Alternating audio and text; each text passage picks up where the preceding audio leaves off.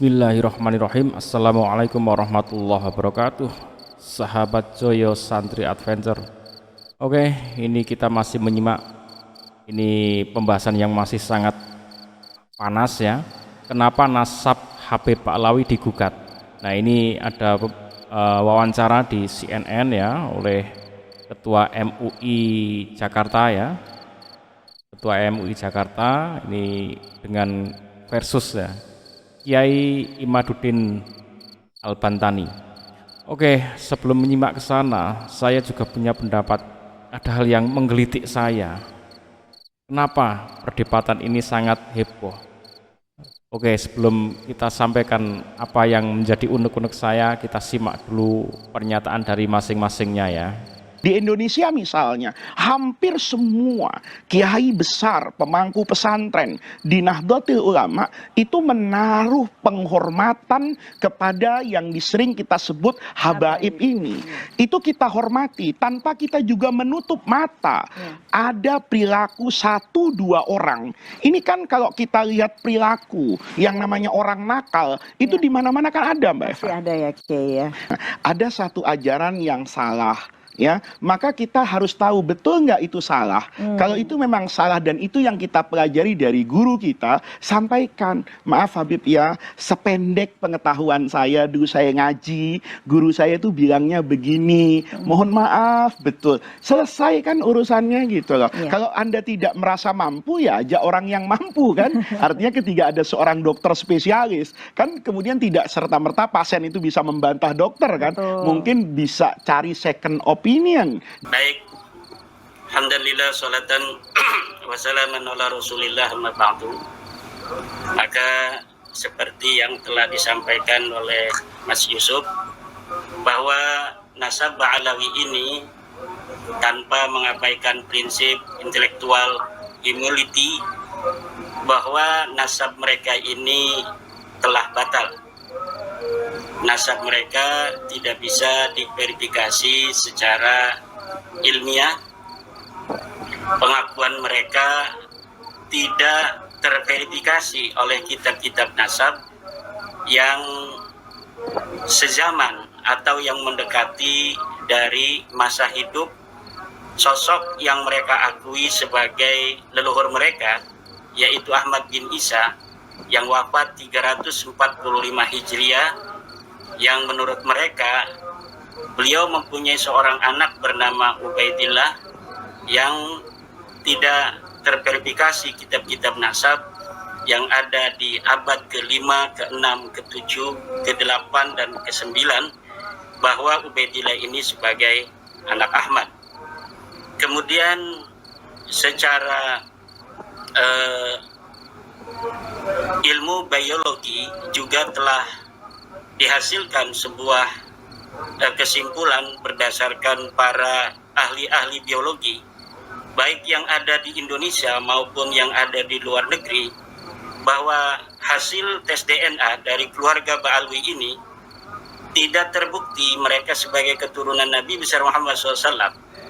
Jangankan sebagai keturunan Nabi besar Muhammad SAW, hasil tes DNA mereka yang berhaplogrup G kebanyakan ini bukan keturunan Nabi Ibrahim. Jadi jangankan mereka ini terbukti sebagai keturunan Nabi Muhammad, keturunan Nabi Ibrahim aja bukan.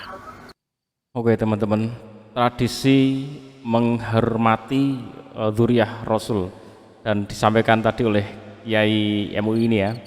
Ini hampir semua kalangan NU dari para kiai besar itu menghormati yang namanya para habaib. Oke, saya sependapat memang harus menghormati.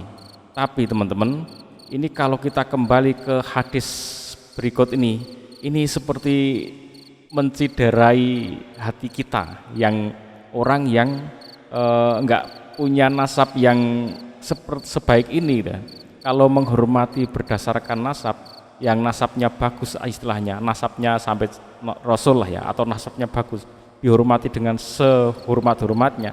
Lah bagaimana dengan yang kayak kita ini, kayak saya, kayak mungkin anda yang cuman anaknya orang desa, orang gunung, terus gimana nasabnya? Padahal jelas ini dalam hadis rawahu Muslim ya, Innallaha la yanzuru ila suwarikum wa amwalikum walaki yanzuru ila qulubikum wa a'malikum. Sungguh Allah tidak melihat rupa dan harta kalian, melainkan melihat hati dan amal kalian. Kalau kita berhenti di sini fix enak. Kita yang anaknya orang desa, orang gunung, orang pesisir pantai, orang di pelosok, nggak ada masalah ya dengan nasab itu. Karena nasab kita nggak bisa milih, bro. Coba kita, Anda semua, kalau mau milih ya milih jadi anaknya orang top ya kan. Tapi kita semuanya nggak bisa milih. Kita nggak bisa milih orang tua kita. Sebaliknya orang tua kita pun nggak bisa milih anaknya jadi kita. Semua hanya menjalani, Allah yang menentukan. Kalau mengandalkan nasab terus itu diagung-agungkan, ya habislah yang kayak kita ini kan. Tapi kalau dengan ayat ini ada harapan yang sangat besar. Karena apa? Siapapun ini nggak ada kayak istilah di sini nasab, nyebut nasab sama sekali nggak ada. Asalkan hati dan amal kita baik, selesai. Itulah yang akan dilihat oleh Allah gitu ya. Gimana nih menurut teman-teman? Jadi kalau menurut saya ya kita hormatilah ya. Siapapun dihormati. Bahkan jangankan keturunan Rasul, orang non muslim aja kita hormati ya kan. Walaupun beda keyakinan dengan kita hormati sebagaimana sesama manusia yang hidup berdampingan, saling hidup rukun, kita saling menghormati. Nah, ini di dalam Islam sudah jelas disampaikan seperti ini. Kalau diotak-atik ya jadinya kacau sendiri teman-teman. Jadi mungkin ini memang di tradisi NU yang sangat kuat ya, sangat kental.